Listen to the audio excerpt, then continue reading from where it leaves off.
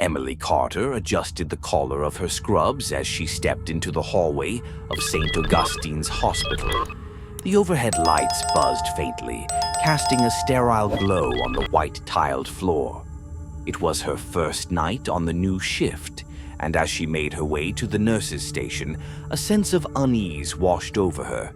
She was assigned to the third floor, a place she had often heard about but rarely visited. The other nurses had warned her about room 314. They spoke of it in hushed tones, sharing uneasy glances and dark rumors. Emily had laughed it off at first. After all, hospitals were full of stories, ghosts of patients who couldn't let go, shadows of past tragedies. But the way her colleagues had reacted was different. There was genuine fear in their eyes, an intensity that unsettled her. At the station, Nurse Jessica greeted her with a forced smile. "You've got the night shift for the third floor," she said, sliding a clipboard toward Emily. "Room 314 is empty for now, but keep an eye on it." "Why does everyone act so weird about that room?" Emily asked, scanning the chart. Jessica's smile faded. She leaned closer, her voice barely above a whisper. "They say it's cursed. People hear things, see things. It's haunted, they say." Emily scoffed but felt a chill run down her spine. Haunted? By what? No one really knows. Some say it's the patients who died there. Others say it's something worse. Jessica looked away, her eyes darting toward the corridor that led to room 314. Shaking her head, Emily dismissed the notion as just another hospital legend. She had seen death and suffering up close. She had held patients' hands as they took their final breaths. If there were ghosts, they were memories, not vengeful spirits. She took the keys from Jessica and made her way to the third floor, her footsteps echoing in the empty corridor. When she reached the door to room 314, her hand hesitated on the knob. The metal was cold, colder than it should have been. She shook off the feeling and pushed the door open. The room was dark, the only light coming from a small window where the moonlight filtered through the blinds. As she flicked the switch, the overhead light sputtered and flickered before settling into a dim, sickly glow. The air was heavy, thick with the scent of antiseptic mixed with something else, something rotten. The bed in the center of the room was made up, crisp white sheets pulled tight. Its most recent occupant, Mr. Hargrove, had been transferred to the ICU under what the doctors described as unusual circumstances. No one had explained what they meant by that, but Emily found herself not wanting to know. She did a quick scan of the room, eyes lingering on every shadow, every corner. The walls were bare except for the standard medical equipment, a heart monitor, an IV stand, a few chairs for visitors who rarely came.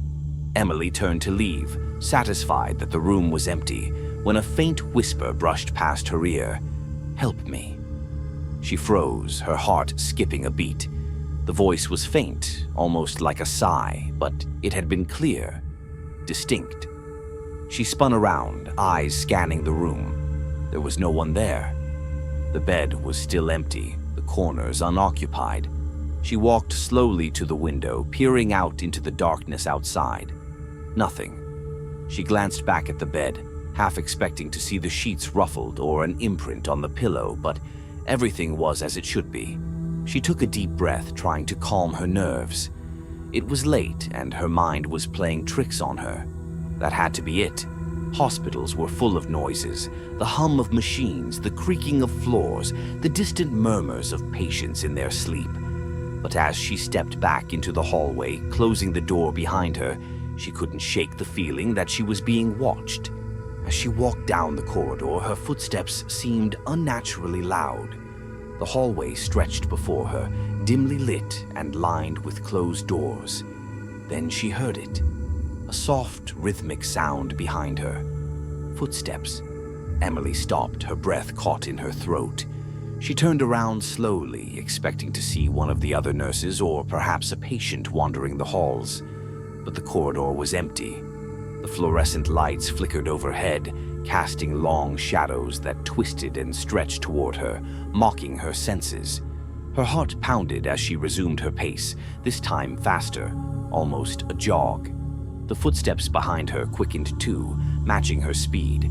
Panic surged through her, and she broke into a full sprint, not stopping until she reached the safety of the nurse's station. Jessica looked up, startled by Emily's sudden appearance. "Are you okay?" Jessica asked, concern lining her face. Emily nodded, trying to catch her breath. "Yeah, just thought I heard something." Jessica's face turned pale, and she glanced toward the corridor leading to room 314. "You will," she said softly. "We all do." Emily didn't sleep that morning when her shift ended. She lay in bed staring at the ceiling, replaying the night's events in her mind. The whisper, the footsteps, the cold. She told herself it was just her imagination, fueled by the stories and the eerie atmosphere of the hospital at night. But deep down, she knew that something was wrong with room 314. Something was calling to her, begging her to return. And in the pit of her stomach, she knew that this was only the beginning. Emily couldn't let it go. Room 314 haunted her waking hours, tugging at the edges of her sanity. The more she tried to push the experience aside, the stronger the urge grew to understand what was happening. It was as if the room itself had planted a seed in her mind, whispering its secrets, urging her to uncover its dark history. What had begun as idle curiosity was quickly becoming an obsession. During her next shift, Emily found herself in the hospital's archives, a small, windowless room buried in the basement. Rows of dusty file cabinets lined the walls, each drawer containing decades' worth of patient records, staff files, and incident reports. Emily knew that the hospital had a long and troubled history, dating back to the early 1900s, but nothing specific about room 314 had been documented in any recent records. If there were answers to be found, they would be hidden in these forgotten files. Hours passed as she combed through the yellowed pages and brittle papers. Most of the documents were mundane: patient admissions, surgical procedures, routine incidents. But then she found it. A stack of reports bound together with a faded red ribbon marked with the year 1958.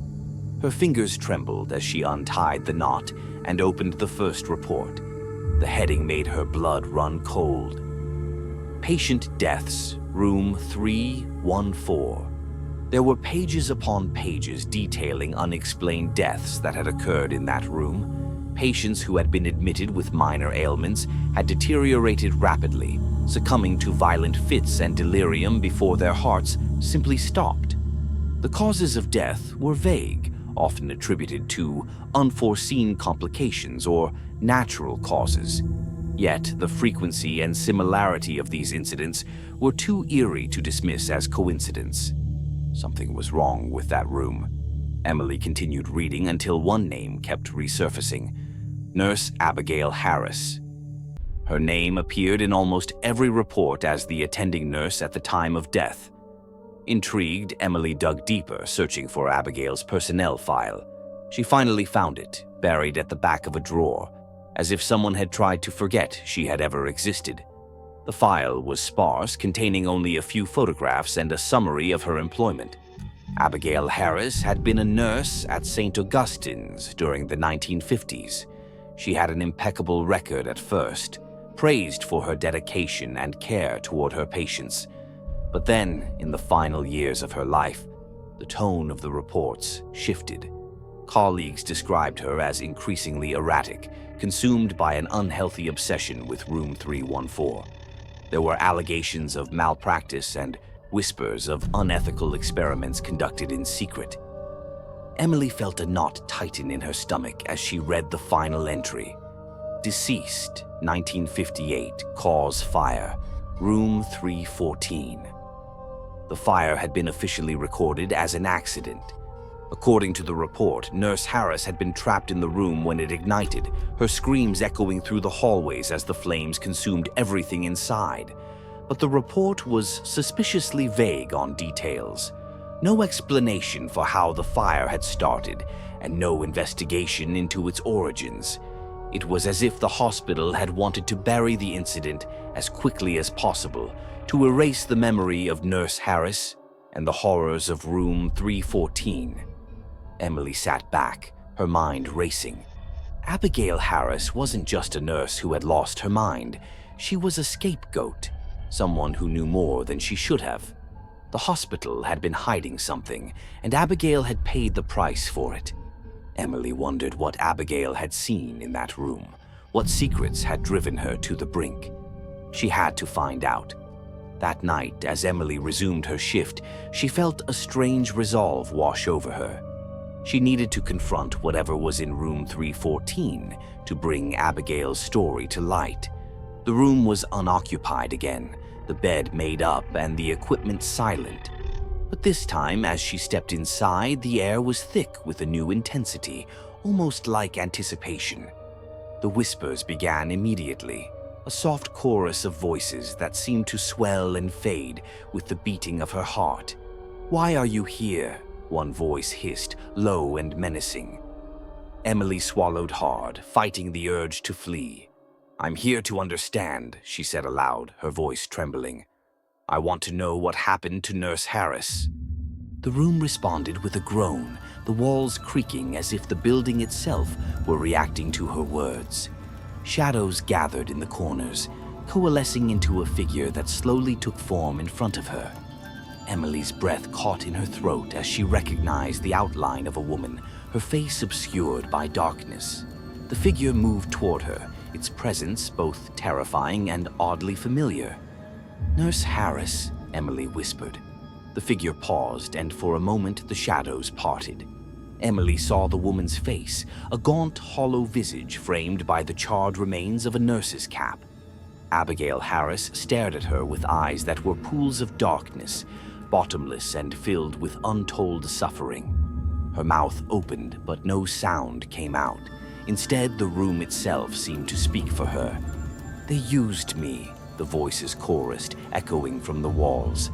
"They used us all." Emily staggered back, her mind reeling. She felt an icy grip on her wrist and looked down to see Abigail's hand, cold and skeletal, holding her. The room shifted around them, and suddenly Emily was no longer standing in room 314, but in a version of it from another time. The walls were lined with crude medical instruments, and the air reeked of chemicals and burnt flesh. She could hear the cries of patients, the distant clatter of metal, and the soft murmur of a man's voice giving instructions, orders that made her blood run cold. She turned to see Abigail standing beside her, eyes fixed on a figure in the corner. It was the hospital's chief surgeon from the 1950s, his face hidden in shadow as he conducted unspeakable experiments on the patients in room 314. Abigail had been there, forced to assist in these horrors, bound by duty and fear. Emily could feel the weight of Abigail's anguish, her desperate attempts to save the patients, only to be silenced and trapped within the room that had become her prison. In an instant, the vision shattered, and Emily was back in the present. Abigail was gone, leaving only a lingering coldness in the air. Emily collapsed to the floor, gasping for breath. She now knew the truth.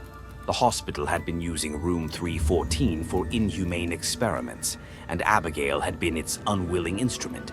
When she tried to stop it, they had silenced her, imprisoning her spirit within the very room where she had suffered. Emily stood, her legs shaking but her resolve stronger than ever. She had to expose what had happened, to give voice to the suffering that had been silenced for so long. But as she stepped out of room 314, she couldn't shake the feeling that the hospital itself was watching her, that it knew what she intended to do, and it would stop at nothing to keep its secrets buried.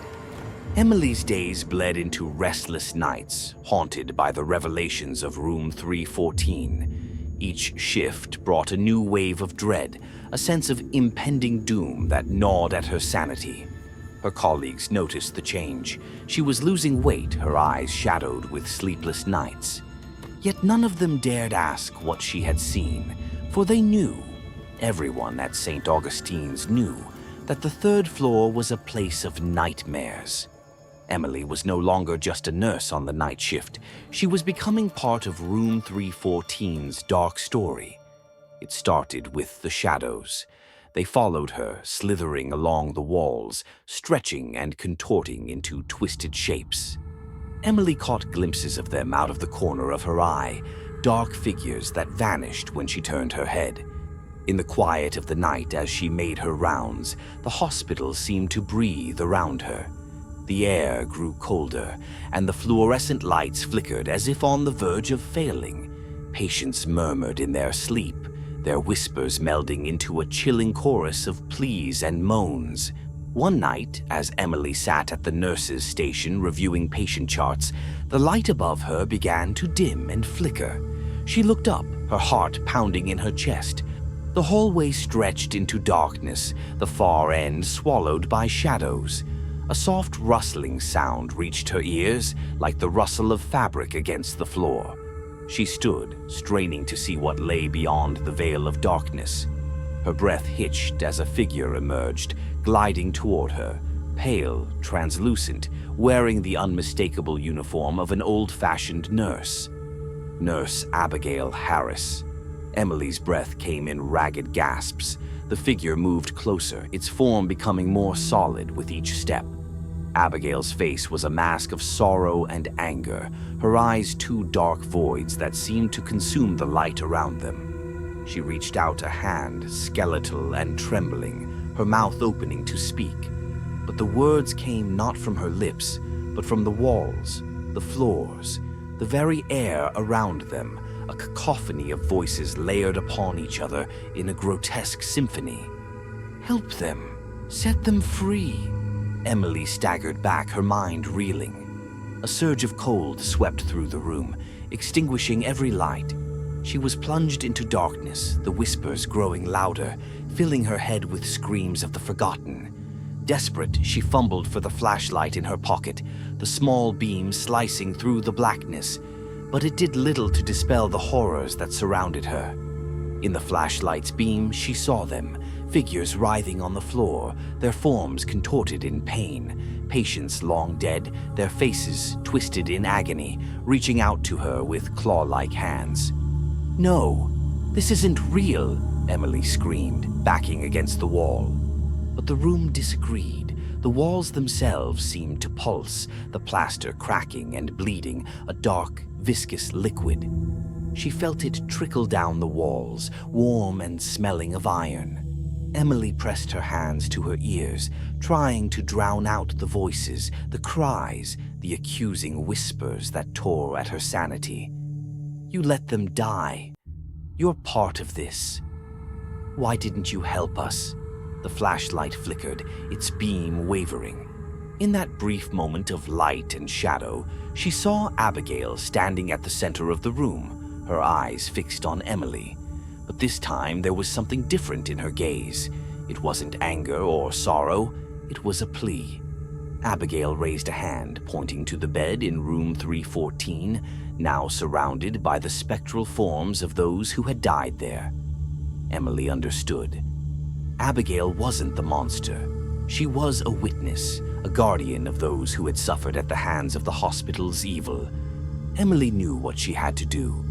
She had to face the source of this torment, confront the darkness that had festered in room 314 for decades.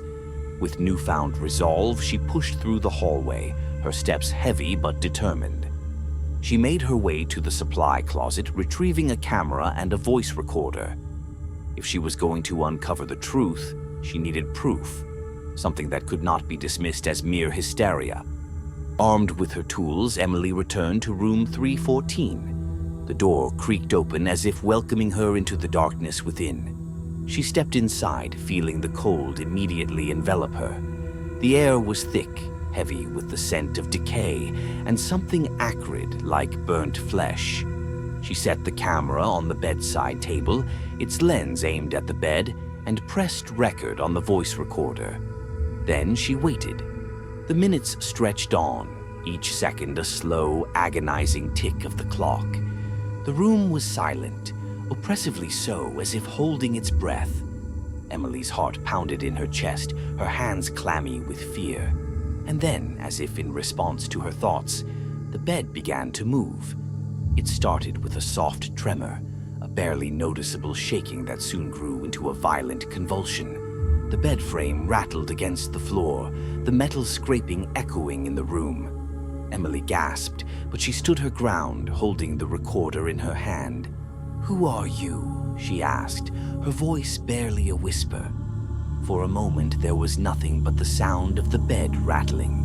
Then, from the corner of the room, a shadow detached itself from the darkness. It crawled across the floor, twisting and morphing as it approached. Emily's skin prickled with cold sweat as the shadow rose up, forming the shape of a man in a surgeon's coat, his face hidden in shadow. Emily knew who he was, Dr. Sinclair, the chief surgeon of the 1950s, the orchestrator of the horrors that had taken place in this room. "You think you can stop this?" The voice was a guttural growl, emanating from everywhere and nowhere at once. "This place is mine. They are mine." Emily felt a surge of anger, a defiance that rose above her fear. "Number, they are not yours, not anymore." The shadow lunged at her, a dark mass of rage and malevolence. Emily cried out, raising the recorder as if it could shield her from the onslaught. The lights exploded in a burst of sparks, plunging the room into blinding darkness. Emily was thrown to the ground, her head hitting the floor with a sickening thud. For a moment, everything went black. When she came to, the room was silent. The bed was still, the camera's red light blinking steadily in the dimness. Emily groaned, her body aching as she pushed herself up. The room was empty now, but the air was different, lighter, as if the darkness had retreated. She grabbed the camera and the recorder, her hands shaking. She had captured something, she was sure of it. Evidence that would expose the truth about what had happened in room 314. As she stumbled out of the room, she could feel a presence beside her, a familiar coldness that was no longer terrifying but comforting. Abigail. Emily glanced back to see a faint outline in the doorway, a figure watching her with eyes that now held a glimmer of hope. Emily knew that the battle was far from over, but for the first time she felt she wasn't alone. Abigail was with her, guiding her toward the truth, toward justice for the souls that had been tormented within these walls. The hospital, however, was not ready to let go. As Emily made her way down the corridor, the lights flickered ominously, shadows lurking at the edges of her vision. St. Augustine's was alive, and it was angry. Emily tightened her grip on the camera, her heart pounding with both fear and determination. The haunting was intensifying, and the hospital would fight to keep its secrets buried. But now Emily knew the truth, and she would stop at nothing to bring it to light. Emily stood in the dimly lit corridor outside room 314, clutching the camera and recorder to her chest. The hospital around her thrummed with an almost sentient malice, as if it knew what she was about to do. St. Augustine's had become a living entity, its walls vibrating with rage, its hallways breathing in sync with the darkness festering within. Every shadow, every flicker of light seemed to pulse with a warning. Leave now, or face the consequences. But Emily had come too far to turn back. She was no longer just a nurse caught in a nightmare. She was a warrior, ready to confront the evil that had taken root in this place. She moved with purpose through the hospital, the camera dangling at her side like a weapon. The voice recorder still hummed with the faint whispers of the dead, fragments of their suffering echoing in her mind.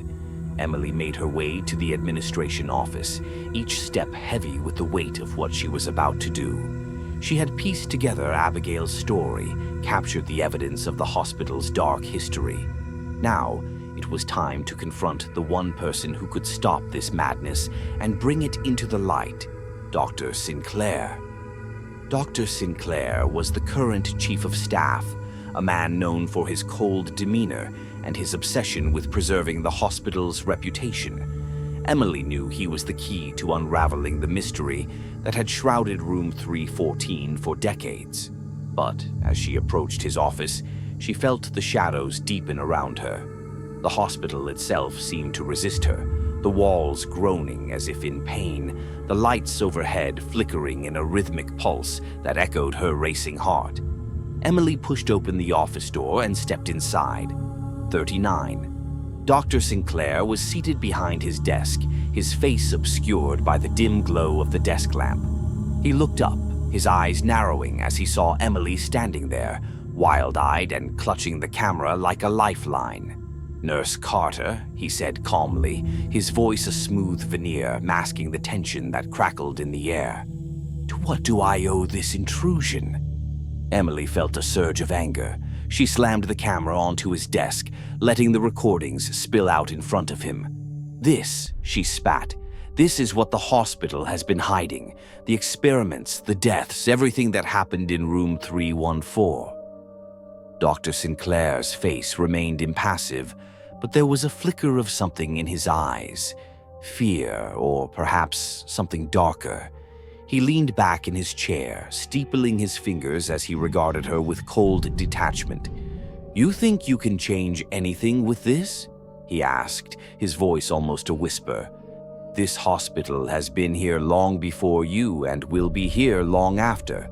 It's more than just a building. It feeds on the suffering within its walls." Emily shuddered, his words sending a chill down her spine. "You're part of this," she accused, her voice trembling with rage. "You let this happen. You continue to let it happen." Dr. Sinclair stood, his figure looming in the dim light. "I don't let it happen," he corrected her, his tone icy. "I preserve it. Room 314 is a conduit, a gateway to something beyond our understanding. It demands sacrifices, and in return, it grants us power. The hospital thrives because of it." Emily's blood ran cold. "Power? You've sacrificed lives for power." He stepped around the desk, moving closer to her, his presence suffocating. "You don't understand, Emily. This place, it's alive. It's always been alive.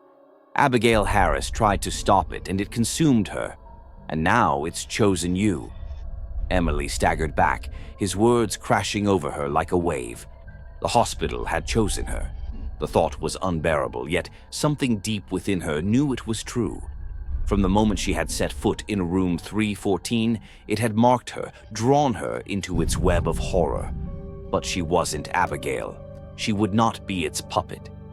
"No," she whispered, shaking her head. "I won't let it win. I won't let you win." Dr. Sinclair's eyes blazed with anger. "You have no choice," he snarled, advancing on her. "The hospital demands—" But before he could finish, the room exploded in a blast of cold air, extinguishing the desk lamp and plunging them into darkness. Emily stumbled back, her hands fumbling for the flashlight in her pocket. She clicked it on, its beam piercing the darkness just enough to reveal the room around her. The walls were no longer solid. They writhed and twisted, shapes moving beneath the surface as if the building itself were alive. A low growl rumbled from the shadows, and Emily spun around to see the figure of Abigail Harris standing behind Dr. Sinclair. Her spectral form glowed with a cold, unearthly light, her eyes fixed on the doctor. But this time she was not alone. Behind her, the ghosts of the patients who had died in room 314 emerged, their faces contorted in pain and rage. They moved forward, their translucent hands reaching for Dr. Sinclair, dragging him backward toward the twisting wall. "No!" Dr. Sinclair screamed, his voice rising in panic. "You can't—" But his cries were cut short as the shadows swallowed him whole. The room shook violently, the walls buckling and warping as if they were made of liquid. Emily was thrown to the ground, the flashlight rolling from her grip and casting wild beams of light across the chaos. She crawled toward the door, her heart pounding in her chest, but something held her back. She looked up to see Abigail standing before her, her eyes no longer hollow but filled with a haunting sadness.